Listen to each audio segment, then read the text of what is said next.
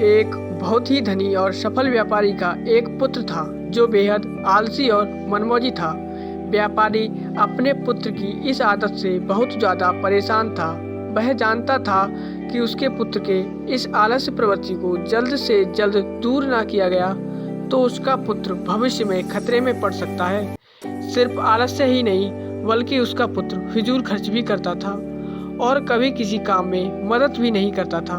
व्यापारी ने अपने पुत्र को सबक सिखाने का फैसला किया। एक दिन उसने अपने पुत्र को बुलाया और कहा, आज से तुम्हें रात को तभी खाना मिलेगा जब तुम पूरे दिन कुछ मेहनत मजदूरी करके पैसा कमा कर लाओगे। पहले तो पुत्र को अपने पिता की इस बात पर विश्वास ही नहीं हुआ, पर जब उसने अपने पिता के गंभीर चेहरे को देखा तो वह समझ गया कि वह मजाक नहीं कर रहे थे। वह लड़का अपनी माँ के पास गया और सब कुछ बताकर उनसे मदद मांगी। उसकी माँ ने उसे एक सोने का सिक्का दिया और कहा कि तुम यह जाकर अपने पिता को दे देना। रात को भोजन के समय जब पिता ने पुत्र से पहले दिन की कमाई के बारे में पूछा तो पुत्र ने फटाफट सोने का सिक्का दिखाया जो कि उसकी माँ ने दिया था। सोने का सिक्का देखते ही उसके पिता समझ गए कि उस दिन लड़के ने कुछ नहीं कमाया। पिता ने कहा, जाओ और इसे घर के बाहर जो कुआं है उसमें यह सोने के सिक्के को फेंक दो। बिना किसी हिचकिचाहट के लड़के ने सोने के सिक्के को कुएं में फेंक दिया। उसके पिता को पता चल गया था कि वो सिक्का उसकी पत्नी ने दिया था। तो अगले सुबह उसने अपनी पत्नी को उसके माता पिता के घर भेज दिया। जब सुबह बेटा जागा तो उसे पता चला कि आज उसकी माँ उसे पैसे देने के लिए नहीं है, इसलिए वह अपने दादा के पास गया और सारी बात बताई। उसके दादा को उस पर दया आ गई और उन्होंने भी एक सिक्का दे दिया। उस रात उसके पिता ने जब उससे कमाई के बारे में पूछा तो उसने फिर से सोने का सिक्का दिखाया जो कि उसे उसके दादाजी ने दिया था। उसके पिता ने उस सोने के सिक्के को फिर से कुएं में फेंकने के लिए कहा।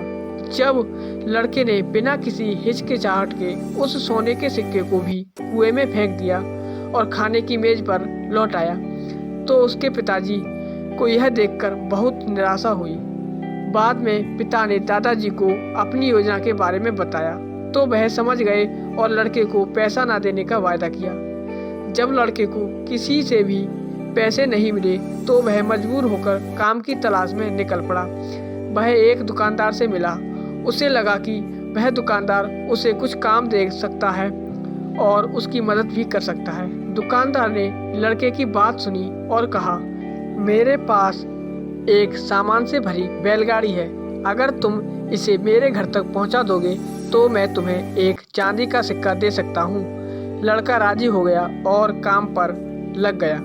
जब तक उसने बैलगाड़ी घर तक पहुंचाई तब तक वह बहुत थक चुका था और पसीने से तरबतर हो चुका था, लेकिन उसे स्वयं एक चांदी के सिक्के को कमाकर बहुत खुशी महसूस हो रही थी।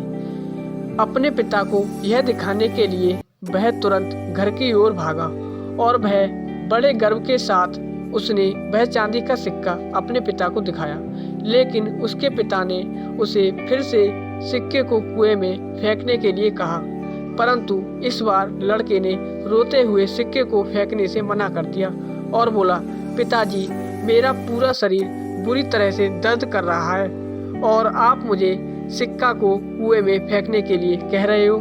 पिताजी ने मुस्कुराते हुए कहा, जब आपकी मेहनत का फल बर्बाद होता है तो बहुत बुरा लगता है ना? चांदी का सिक्का तुम्हारी मेहनत और पसीने की कमाई है, इसलिए तुम्हें इसे फेंकने में दर्द महसूस हो रहा है। जब तुमने सोने के सिक्कों के लिए मेहनत नहीं की थी तो उन्हें कुएं में फेंकने के लिए जरा भी हिचकिचाहट महसूस नहीं हुई, पर अब तुम समझ चुके हो कि इन चांदी के सिक्कों का मूल्य तुम्हारी कड़ी मेहनत है।